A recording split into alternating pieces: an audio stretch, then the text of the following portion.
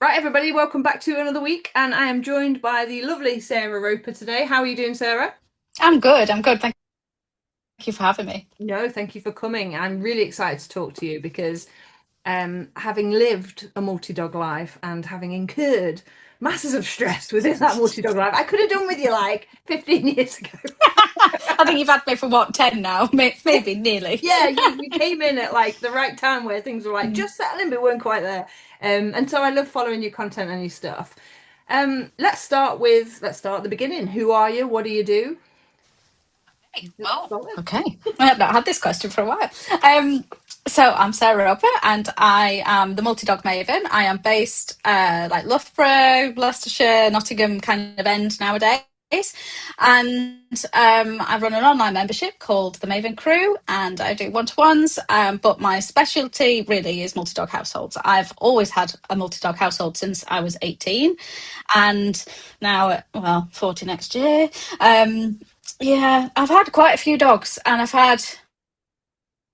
started with two, and the numbers have gone up and down, but my maximum was seven, and I'm currently at four. So I've got three generations of miniature long-haired Dachshunds. Um, so I've got Grandad, his daughter, and then her daughter, and then I've also got a token Labrador, which wasn't really the plan, but failed foster, which I know that you know all about failed fosters. I do. um, and yeah, I've had a right mixture of breeds over the years, and I've had Rottie mixes, I've had like Mastiff crosses, I've had a Bull Terrier mix, a Doberman, but then throughout most of it, I've had at least a token Dachshund. I've had four Dachshunds at once at one point, and but I really went more into having gun dogs alongside the Dachshunds, and I suppose that's kind of how I've ended up with a Labrador, which I would have never chosen to have a Labrador. I love them. I've always loved them, but uh, they're a very common breed, and When I you don't know, tend you to go for know. common breeds. And when you know, you know. She's lovely, isn't That's she? it. She's a good egg, bless her. Um, but previous to her, my heart dog was a flat coat retriever called Merlin, and yeah, that's me, and that's what I do now. So, what else do you want to Well, this is a podcast about reactive dogs. know? Have you had one? And if you have, tell us about that reactive dog and what life looked like for you back then. Okay, I've had a few. I'm not going to lie, but it's really the reason why I got into the industry was my first big dog. She was called Bella, and I'll take you right back. So I was just a few weeks before my 18th birthday. I got my own place. I was sort of renting, but it was like owned by my mum, and I was finally getting my own digs, kind of thing. And I always wanted not just one dog, but two. I wanted a big dog and a little dog. And boyfriend at the time, his parents had a collection of Rottweilers and Rottweiler mixes, and Macy, which was their bitch at the time, was about to have puppies, or at least, well, they were planning on having puppies. And I loved Macy. I just wanted to take her home. I wanted Macy, really. She was just lovely. A real matriarch in that pack, and they were all outdoor dogs. They were all guard dogs, really. But Macy was sometimes allowed in the house, but she was a real sweetie. And they ended up looking after, their friend's American pit bull cross with a boxer. And Macy came into season, and they made it happen. I watched the mating. Nice. And I'd just got the house at this point, so I was like, okay, so big dog is being made, is in the oven. And but I want a little dog, and I think it'd be better to get a little dog just before this one, because I know everything there is to know at 18 years old. Not. Um, and I remember the conversation. I'd very often go down to Manchester Dogs Home at that point. I'd not quite got to the point of volunteering there, but I would, when I picked the boyfriend up from work after I'd finished work, it was right near the Manchester Dogs Home, and I'd quite often be early, so I'd just go and have a nosy. And there was one there that was some kind of Dachshund mix. I think it's probably a Dachshund cross with a Basset, something like that. And we talked about it, and it was, I wouldn't even say it was a small dog, it was just on short legs. And we talked about it, and I was like, yep, let's go and get it. And he'd gone. And then we went around in circles and we're talking, and we're like, okay. And I said, well, my best mate as a kid was obsessed with dogs more than I was. And her, like, one of their family friends had like a gaggle of Daxies, long heads and smooth heads, and I just loved them. But that was the only real interaction I'd had with them. So when I said to the other half, I want a sausage dog, because that's how I knew them. I wanted a sausage dog. In his head, we didn't figure this out till much later. In his head, it was a Basset hound. Okay. Yep. I can see it. And in my head, it was obviously a dachshund. And he was allergic to dogs. But it was, he'd moved in with me, and he was all, game for having a little dog. And there was a paper called The Loot, and it was like a free ads paper at that point. And internet wasn't like commonplace at that point. It was still dial up. So you would get a puppy out the paper. If you didn't know the breeder, that's how you do it. And I remember looking for dachshunds, and the only ones that were available were miniature longhairs. And he said to me, well, we can't have a long haired. And I said, well, that's the only ones that are available. And he says, well, I'll pay for it to be shaved every month. So we went and got Roscoe. And little, 8 weeks old, gorgeous, little shaded red thing. And I went and got him, had him a few weeks, really struggled with the house training. And then Macy had the puppies. I think she had eight or nine. And by the time they were 5 weeks, she'd had enough, because she'd been totally shut in with them. She wasn't allowed to come out away from them. So his parents kind of said to me, well, you either take one now, or, Macy's going to kill him, basically. So I took the runt, because this is me, or the smallest, let's say. And it was a girl, so I had a girl and a boy. I took her home, and she wasn't fully weaned. She ended up with like blood in her poo, and it was diarrhea, and and it was a lot of work. And after having Roscoe for maybe a month at that point, I was a bit like, I am sick of this house training lark. And Dachshunds are like one of the worst breeds to house train anyway, but you live and learn these things. Mm-hmm. And I remember saying to the other half at the time, oh, well, if we're having this dog now, like, you're going to have to sort the house. I am really struggling with the house training. And she'll have to be your dog. But then, of course, then, because she's ill, me being me, I take over, and she ends up very much mine. And she was actually smaller than the Dachshund when she arrived. And when she grew up, she looked like a big staffy, mm-hmm. red, with the black muzzle, and a big staffy, basically. Probably more, she was about 25 kilos. So she was about the size of Ada, my lab now. A decent sized dog, not gymongous, but decent sized dog. And I got just more into learning more about dogs, and I'd always grown up with dogs, but these are obviously my own first ones. And I ended up there was a place just down the road, like I could walk to it, less than a mile away. And at the time it was called My Pet Stop, and it was run by Pedigree. The centre is now owned by the Dogs Trust, and it's a big multi-million-pound place.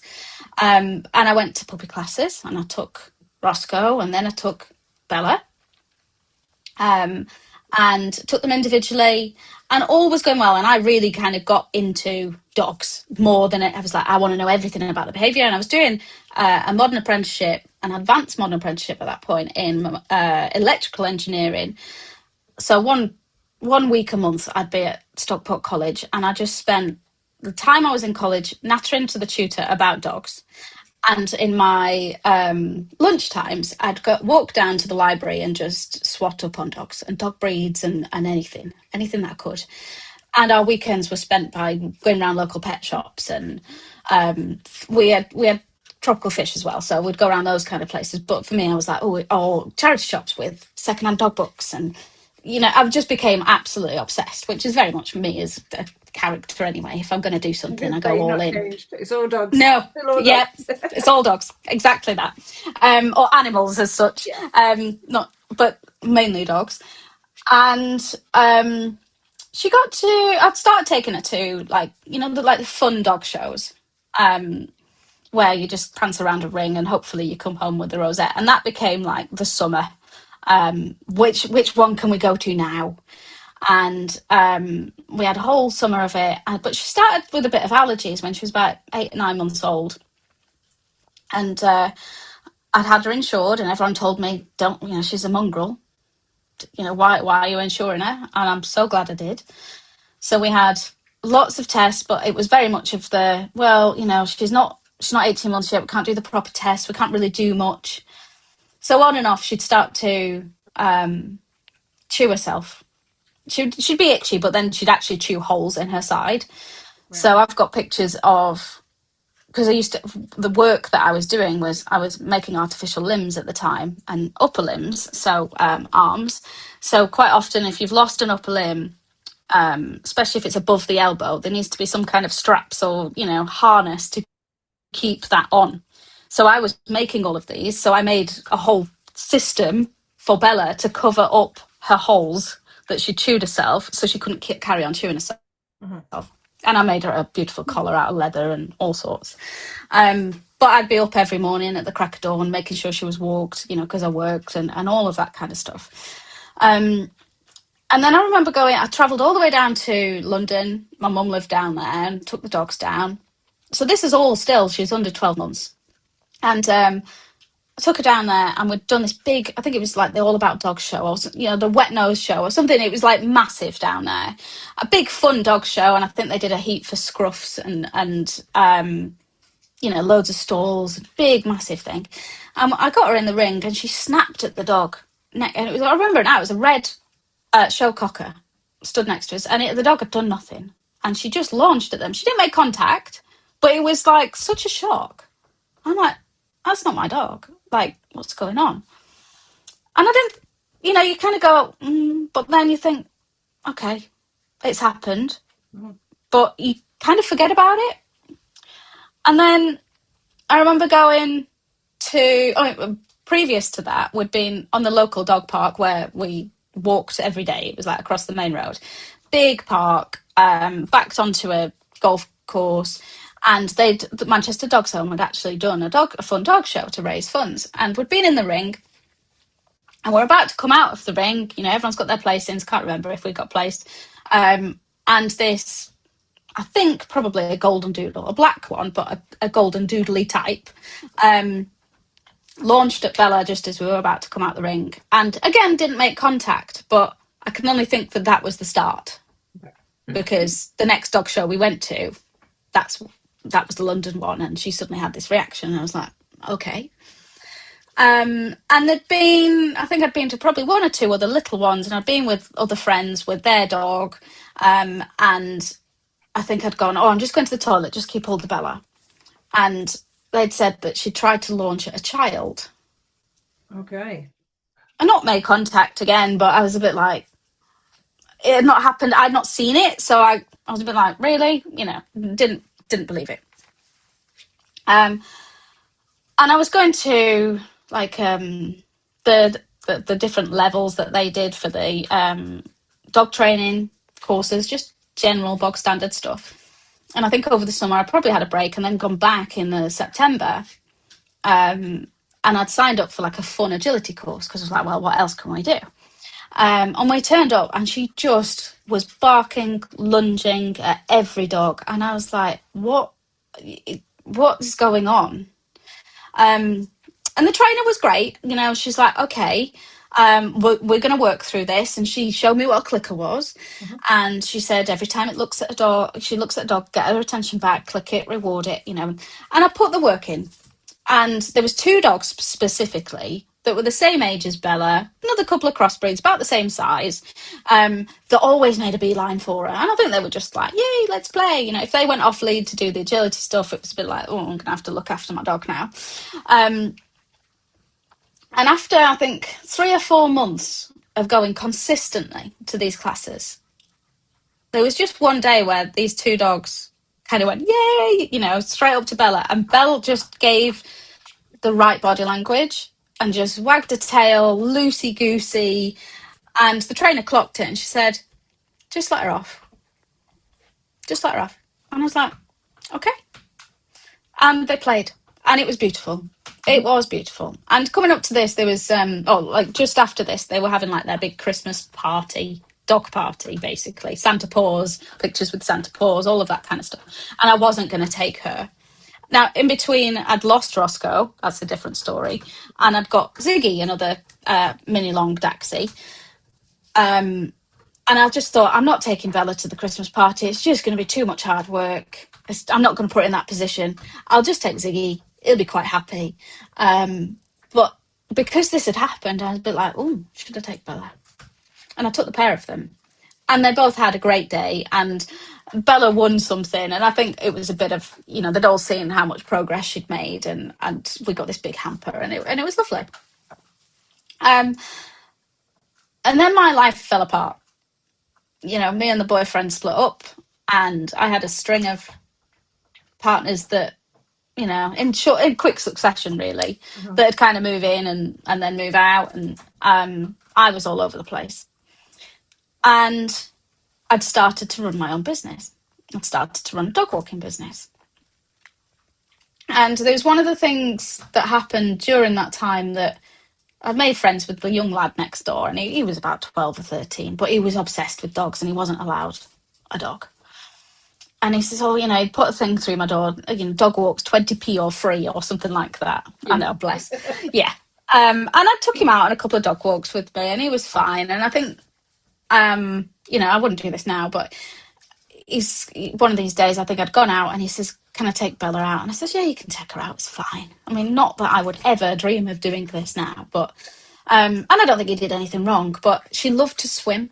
Mm-hmm. And don't forget, we've still got all these allergies that are ongoing. And I got to a point where it was like 3 times a week I was bathing her with Malaseb, and she had to have all these supplements in her food, and I had to spray her coat with Kotex, and there's loads of stuff. And once a month I'd have to take the day off work to go all the way to the Liverpool Univets for a treatment. It was like she was part of like the pilot study for the vaccinations that they make that is specific for allergies or for that dog's allergies.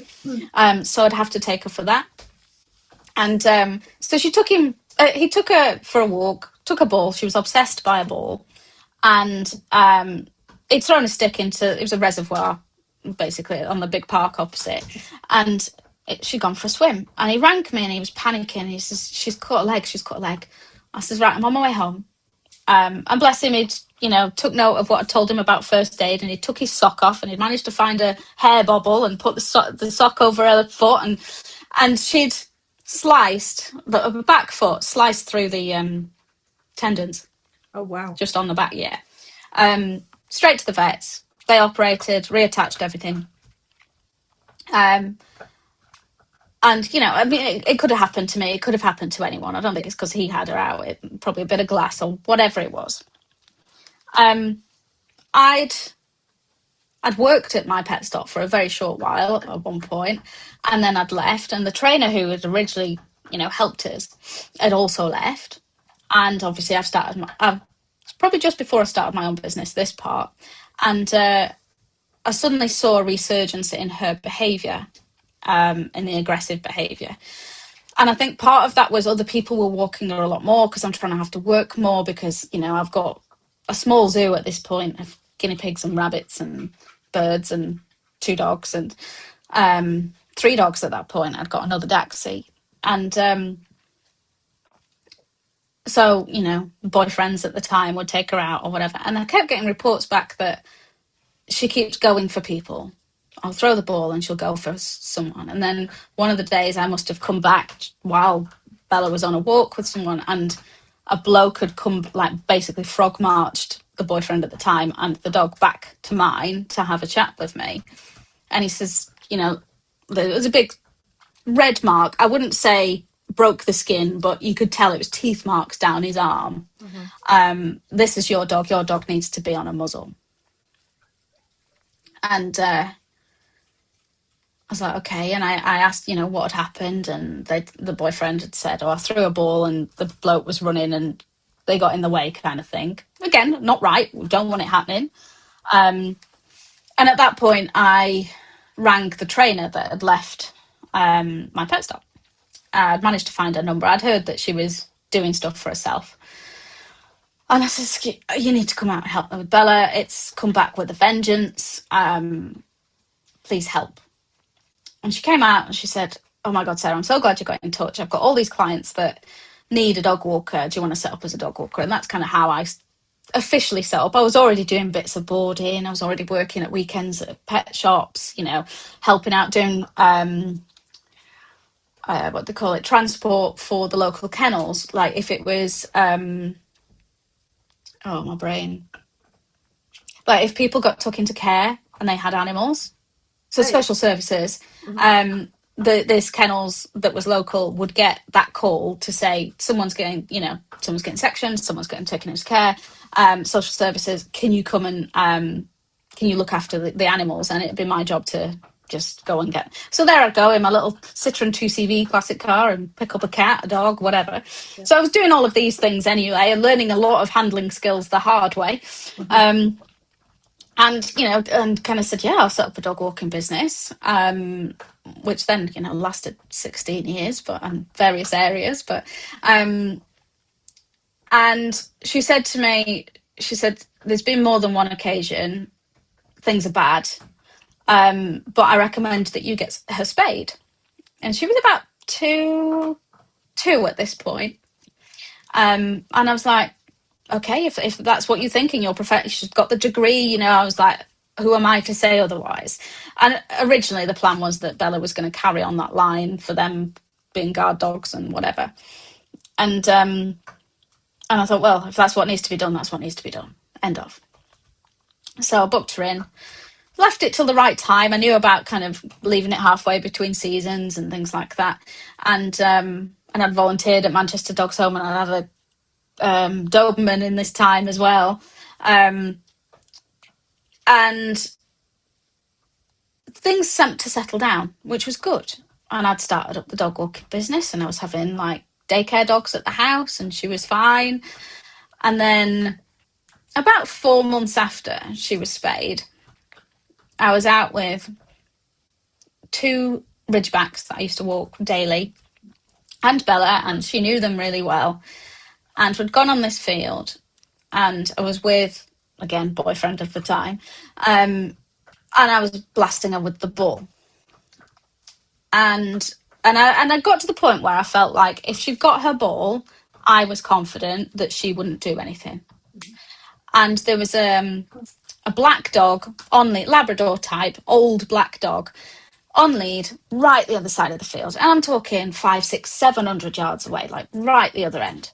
And she just legged it towards this dog. Legged it.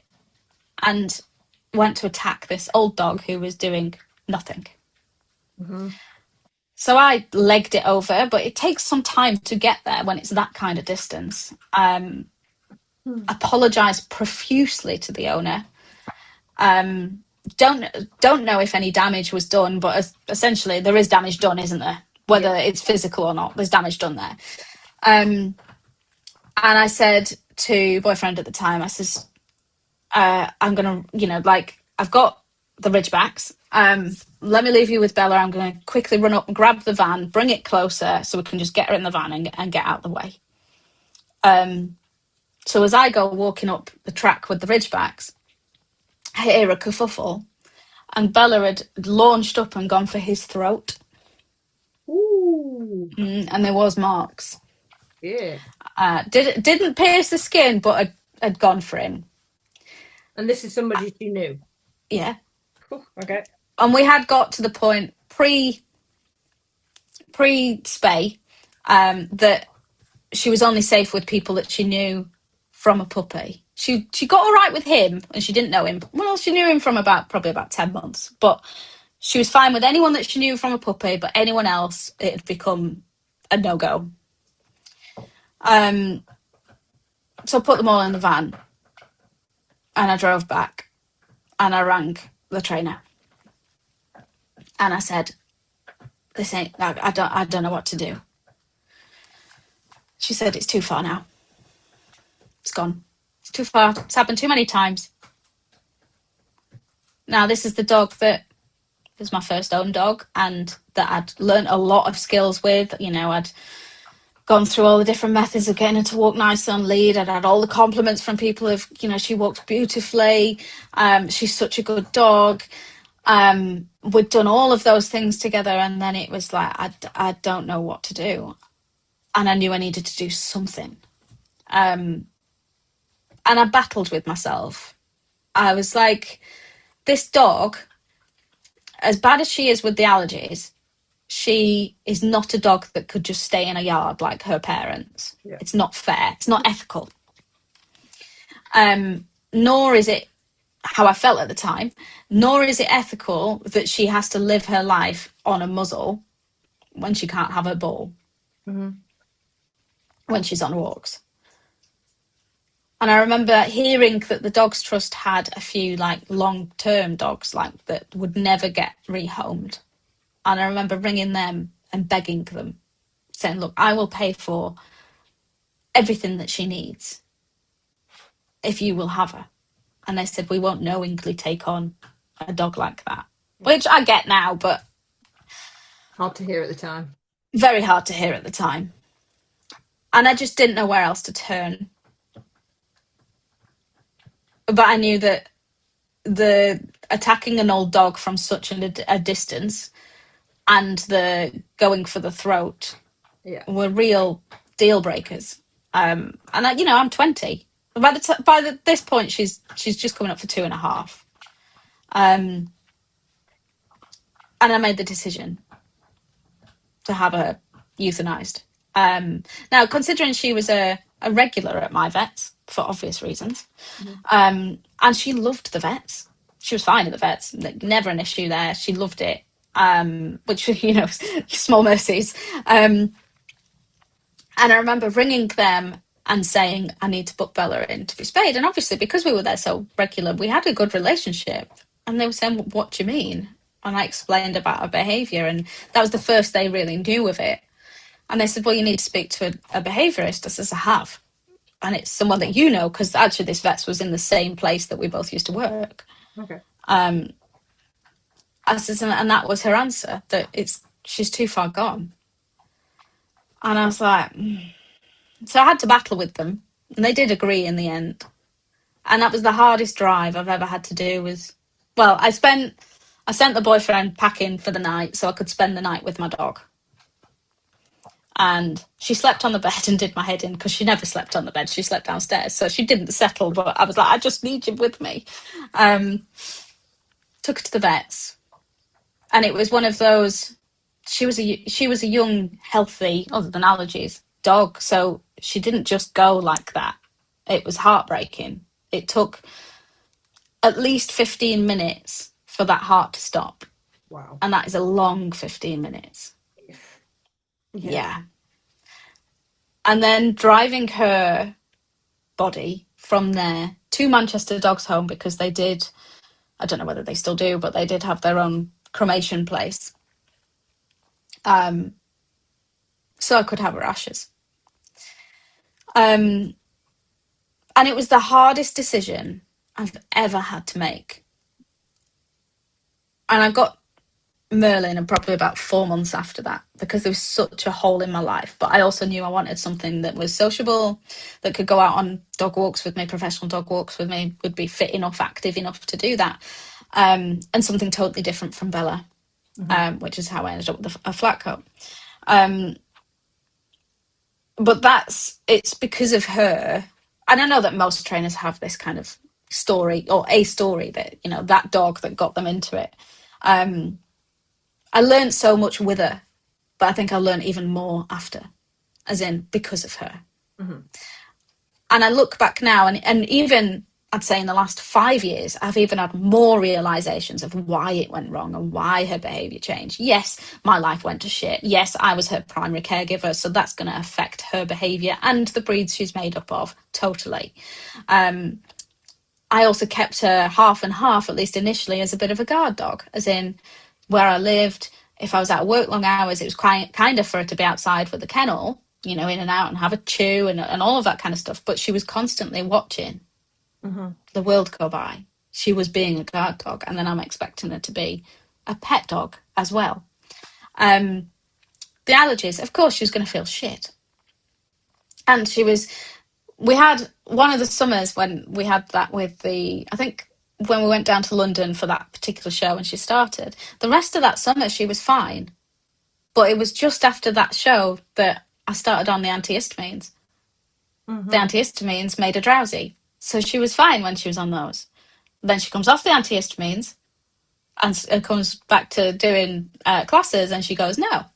And for a long time, it was very much only in that situation where there's like a ring that she would be reactive. And then she generalized it elsewhere. Not having consistent handlers, not having me doing stuff. And the one thing that was probably about 5 years ago that I actually went, oh, for fuck's sake, at myself. Sorry if we're not allowed swearing on this, but here we go. I live with dogs. Good. It was probably only 6 months between the injury on the back leg and me putting her to sleep. So, and tendons being sliced through is not just a month's recovery. No. So there are times where I'm like, fuck's sake, I'm kicking myself. But I also know that if it wasn't for her, I wouldn't have been able to help all these other people. I wouldn't be able to understand that feeling of being deflated, of that crushing shame and that feeling of failure. When I'm helping other, because I do help, reactive dog owners too. And it's because of her. Now, I know at the time, I'm not going to beat myself up over it. I know at the time I made the right call for me and her with the information that we had. And I thank her for being in my life every day. She was an amazing dog, taught me a hell of a lot, got me really started as well in the health side because I had to learn a lot because she had all of these. She was allergic to grass spores. She was allergic to fungal spores. She was allergic to flea bite. There was a massive long list of what she was allergic to, which I do think some of that was because she was not weaned properly and, and all of that. But she gave me a lot and she still does to this day. Living with that was really, really hard. And while I have had reactive dogs since, I've not had a dog who is aggressive towards people since. Yeah. Totally different ball game, isn't it? It is a totally different ball game. And I do think the spaying at that point for her did not help. And I have seen that in other dogs where they've called me in, they've been having issues with reactivity, aggression, whatever it may be. They've just got the dog spayed before I've got there. And they've had a few months of it all being nice. And then after 4 months, when all the hormones kind of go away and, dissipate, they see this resurgence in this behaviour. And it's like, well, actually, you've took the hormones away that calm them down. Now, I'm not saying that for every dog. And I remember us having the conversation when you were thinking about with Dot. Yeah, just thinking. You've got a bit more context now. Yeah. I'm not saying for every dog, but for her, it didn't help. But yes, now I recognise there was a lot of other factors at play as well. And of course, I blasted her with a ball all the time, for Christ's sake, and like constant adrenaline high, never mind risk of injury, and then on that back leg, which had been fucked. I just, all the things that you'd go, I'd never do that again. Well, I've been there and bloody done them and learnt the lesson and paid the price. But yeah, she was a cracking dog. That is some story, and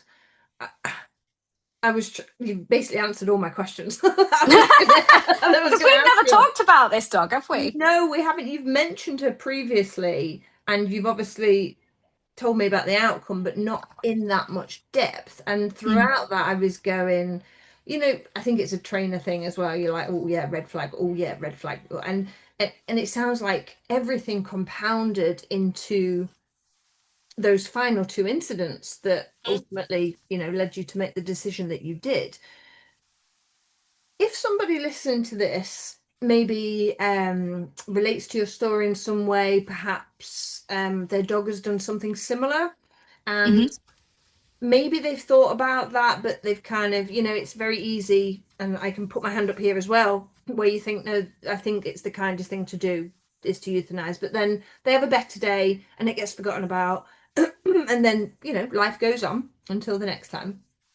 What do you think reactive dog owners need to be looking for and are potentially getting wrong? I don't like using the word wrong, but are potentially like skirting over issues that they might need to think about this more with their dogs. Big question, I know.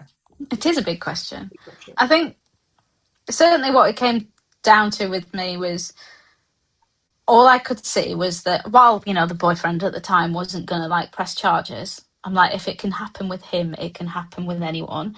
And and I'm running a business at this point as well. Um, you know, I cannot, I cannot battle through the courts for my dog. I can't do it. I can't. That was my thinking at the time. I was like, that's where I'm going to end up. If I let this carry on, I'm going to end up with a big court battle. My dog's going to get taken off me. Plus, she had a bit of American Pit Bull Terrier in her. Mhm. And there was people in that area, it wasn't the greatest of areas, who would stop me and go, oh, that's a nice pit. And I'm like, she's not a pit.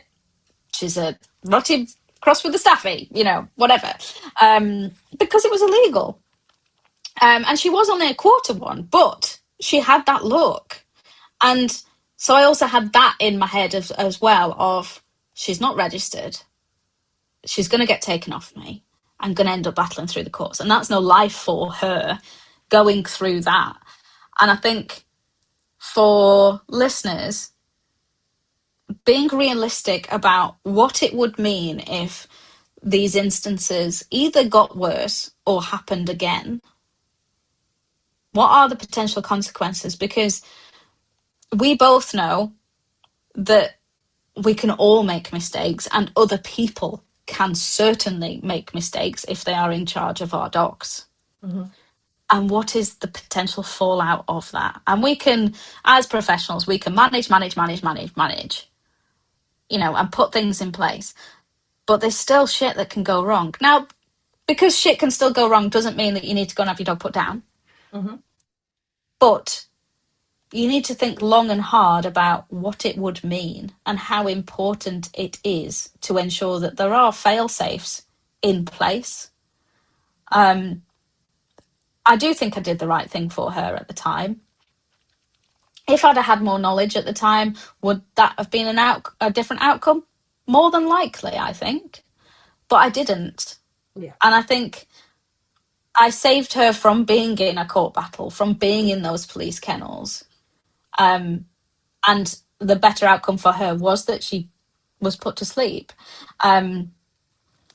For listeners, find someone, a professional, a real professional, not a cowboy who thinks they're a dog trainer, to chat these things over with a timeline. Be mindful, think about what's going on for the dog at that time, what's going on for you at that time when these incidents occur. Because it's only with hindsight I've been able to put things together, and learning more. And I think having a professional to talk all these things through, to bounce ideas off. Yes, a professional can tell you what to do. It's up to you whether you make that call or not. But at least you've had another perspective, because sometimes you're too close to it. And even as professionals, we do it to each other, don't we? We're like, oh, don't know what to do about this with our own dogs sometimes. So having someone that you can, and it doesn't necessarily need to be someone coming and sitting in your front room, I don't think. Just being able to talk through incidents without even seeing the dog. I'm not saying they should be, diagnosing the dog and whatever, but just being able to have a Zoom call, for example, or a phone call with a professional just to go, this has happened, and this, and them ask the key questions to help you decide what the next step may be. You may never speak to that trainer again. You may use someone else for behaviour modification. But I do think having someone who knows what they're looking for, like you said, you've listened to me and I've been very careful of putting things in there without going, I don't know, I messed up here until the end. Of course, yeah.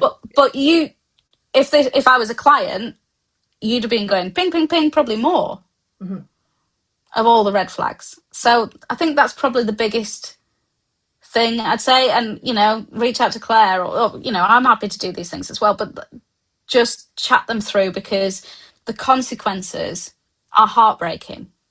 So being proactive rather than trying to shove it under the rug and go, oh, well, The other side of it was that same trainer, we used to go camping. And that's where her ashes are, Bella's ashes are, and Merlin's, and God knows how many of my other dogs who have passed away since. There's a place in Bakewell, just outside of Bakewell, where all my dogs' ashes are. And it's called Nine Ladies Stone Circle. And we used to go camping there. And we used to take Bella and Ziggy and Jazz. And we'd all just go and set up a little campfire. And there was... and the young lad that took Bella out that day when she did a leg was there with us one night, and a friend of ours had got a shepherd, and she was lovely. She was a lovely shepherd, very much like Sky, that type, that kind of temperament, like just beautiful, nice dog. And we were sat there by the campfire one night, having a few drinks, and then all of a sudden she just launches at Ash, the young lad. The shepherd? Yeah. Okay. And caught his nose with the teeth. It was bleeding. Again, nothing like, facial surgery or anything, but it was out of the blue and it was very uncalled for. So, Ash comes from a divided family. So he's with his dad at the time, my next door neighbour, when we're camping. And of course, then mum gets on the phone. Oh, that dog needs putting to sleep, blah, blah, blah. And I'm like, and I got the same trainer involved.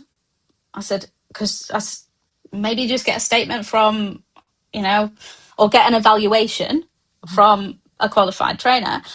And the upshot of that was the dog had an ear infection. There is usually an explanation. Absolutely, yeah. And the dog was fine, and the lad was fine, and all of that, and the dog didn't need to be put to sleep. So I think that perspective is everything. It's knowing these things. Of the dog will act out of character at times, and quite often because it's in pain. Well, it's in pain because it's bloody ear. Yeah. And it's so easy to miss because they're massive at hiding. Yeah, God, there. Yeah. They really are. And Bella obviously was. But I think she also got high off the adrenaline with the chasing the ball, which is a natural painkiller. Yeah. Like self-medicating, isn't it? And then, yeah. Yep. Couple of things. Firstly, I'm sorry for the view change if you're watching this on YouTube. I don't know what I've pressed. I can't get it back to this double thing. Well, it hasn't changed for me. It hasn't changed for you. Okay. It's changed on my end, so we'll probably go through a few screen changes there. Firstly, sorry about that. The next thing I want to say, and this is a difficult question, but I think it will be useful for the listeners. There is a certain category of people who train with dogs that would say what they say in terms of like different labels. You know where I'm going with this, right? I do. Yeah. And I do. There is an appropriate thing to do with Bella on this one, but you carry on. Yeah. And I want to kind of get this across because this is what dog owners, but especially reactive dog owners, are faced with. It's like, on one end of the scale, we're going, right, this is a line crossed. This is not acceptable behavior. And then like behavioural euthanasia is being recommended, right? And then you get other people on the other spectrum that will say, I can fix that. And I can use this tool, or I can do that, and we can fix this problem so that the dog doesn't do it again. What would you say to people who have that in their ear, basically? Okay. Yeah. So I totally understand that at that moment you're helpless, you are lost, you are looking for answers. You're looking for some way to sort the dog out, to sort your problems out, to make sure that you can live your life with this dog and the dog be safe. And I totally understand that while you may not normally be that person who wants to put tools on the dog or use aversive methods or, choke the dog until they stop doing whatever they're doing, you're not normally that person, but you've got to that point where you're like, I just need to try something. My standpoint is I understand it, but I'm personally not that person who could do that. Now, an example, I have been and done some of it. I remember putting a choke chain, very old school, on Bella, see whether that would help any. Before the issues, really, I was just like, I need to sort this dog's loose lead walking now. And it was not the choke chain that did it, and it was not the, yank and crank. And when things were bad, I remember watching our our real favourite, Caesar Milan. Yeah. If you can't hear the sarcasm there, listeners, and I remember doing a lot of the methods that he said with Bella because I'm like, I need to be her boss. I need to make a point. And I remember sitting in her bed and eating. I remember eating out of her bowl. I remember holding her up, like standing above her, so she's between my legs, and grabbing hold of her chest under like the barrel of her chest and holding her up towards me. So like legs are out there and head's here, and so she's. And I was told that was you're telling them who's boss by holding them up that way. Do you know what? Made the dog worse. I think she was just confused. Like, Mum, you use treats. What is this? So while I understand it, when you're in that mindset, I would much rather have a happy dog that can express its personality than be totally shut down in fear of pain that is being applied through these tools. Because to me, if I have a dog that is that shut down, that cannot make any choices of its own for fear of reprisals, for fear of pain, then that's not my dog anyway. Mm-hmm. And I think that's the key thing for me. It's I want my dog to be here and happy and confident. And if I have to use methods that will crush their personality, then that's not my dog anyway. And I'm doing that to them. Mm-hmm. Which is a complete relationship breaker, isn't it? Yeah, it is. I want them to trust in me. I want them to go, help. Mm-hmm. I want help, Mum. What do I do now? And me go, it's all right. Come on, we're going this way. Or I'll get you out of it. We're good. We're good. I promise we're good. We'll sort it.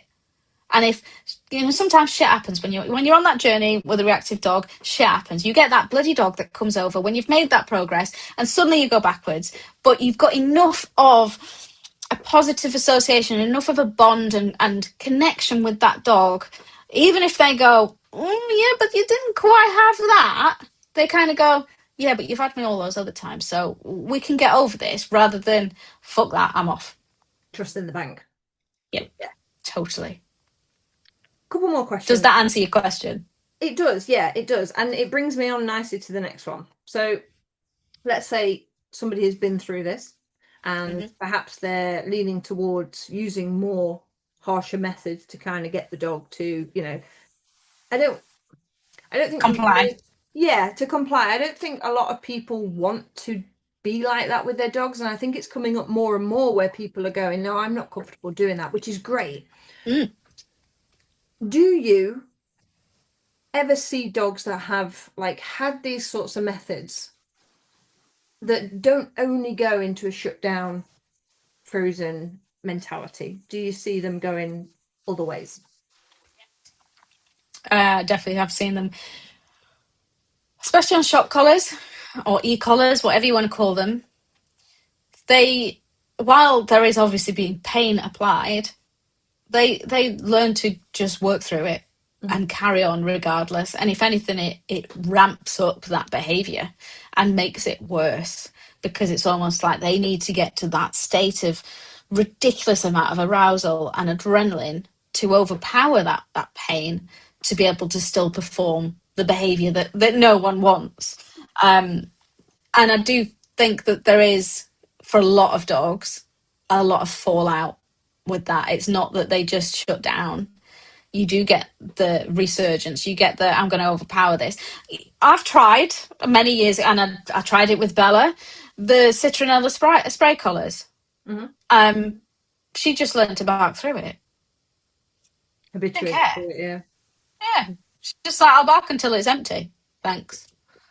I tried it. I tried the training discs. I don't know if you remember those. Heard of them, never come across or use them, but yeah. They're like a little bit of ribbon, and then they've got like essentially a collection of discs, like dog tags Mm-hmm. on, and that they obviously make a clinking noise, and that you're meant to throw them either at or by the dog to interrupt a behaviour. I tried the rattling in the bottle of the stones. I tried the spray water. I did used to use pet correctors, but that's a different thing. We'll come back onto that one. And if a dog is that aroused or that in that state, it's going to happen anyway. And if anything, you're just annoying them, so they're more likely to carry on. They're like, oh well.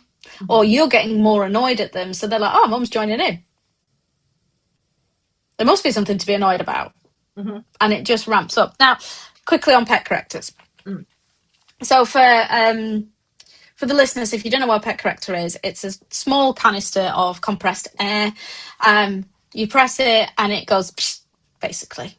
But it's a very loud hissing noise, essentially. So in the animal kingdom, a hissing noise is back off. You know, cats, geese, snakes, and all animals know that this noise is, you know, it's a precursor to an attack. I used a pet corrector when I first started dog walking, and it wasn't for the dogs that I was walking. It was to get other dogs away. And I won't regret using one. Mm-hmm. I have no regrets. I would desensitize the dogs I was walking with, you know, do a little bit of far away and then give them all treats. So they were a bit like, oh, okay, it means food's coming rather than it's something to be scared of. And in my very, very early days, I did used to use it for stopping dogs jumping up. Mm-hmm. I was very strict with the owners to say, this is only what it's used for. It's only behind your back. You always pair it with a reward. And you're pairing it with a verbal cue, and you should only ever use it a couple of times, and then you will never need to use it again. And you don't use it for anything else. But still, it's not something that I would do now. And pet correctors have worked to briefly scare herds of young cattle away. I found when I'm walking through fields with dogs. Yeah. Braver than I am. yeah. I try not to do that, but sometimes you just get stuck when you're pro dog walking. But yeah. Interesting, very interesting conversation, and thank you so much for sharing your journey with us, because that has been some journey. Like, you know, it sounds like you had a lot of good people around you and a lot of support and advice from the beginning with Bella, which probably ultimately made it easier in some ways, despite the outcome. Yeah, I think. Have you got anything else that you want to add? Not that I can. I mean, I don't know. we've covered a lot. Like the listeners, Yeah, so no, honestly, you guys are very lucky, because, like, I've known you how long? it must be coming on for 10 years. And we can talk, but I've never heard this story in as much depth. So this is going to be a special episode. But yeah, if you're good and you've got nothing else that you'd like to add, I think we'll leave it there. Good. Let us know where the best place is that people can go and find out more about you and what you do today. Yeah. Okay. Best place really is Facebook. I do have a website. It is hardly ever updated, so you're better off on Facebook. And it's Sarah Roper, the Multi-Dog Maven. I am on Insta as well, same name. If you have to go on my website, it's multidogmaven.co.uk. And I have got 3 books out there, and they are all on Amazon under my married name, which is Sarah Bartlett. And they're on Amazon, and they're called Another Pup, Puppy Prepared, and The Complete Pup Star Guide. Oh, puppies, interesting. I think I feel another podcast coming on Sunday because we know we can talk for hours about dogs. Oh yes. Oh yes. Fab. Well, I will make sure that the links for your pages are in the description on the podcast and YouTube. And again, thank you very much for joining us, Sarah. No worries. Thank you for having me. Thank you for listening, everybody. We'll see you on next week's episode. No idea what it is yet, but it'll be coming next week, same time, same place. Okay. Ciao for now.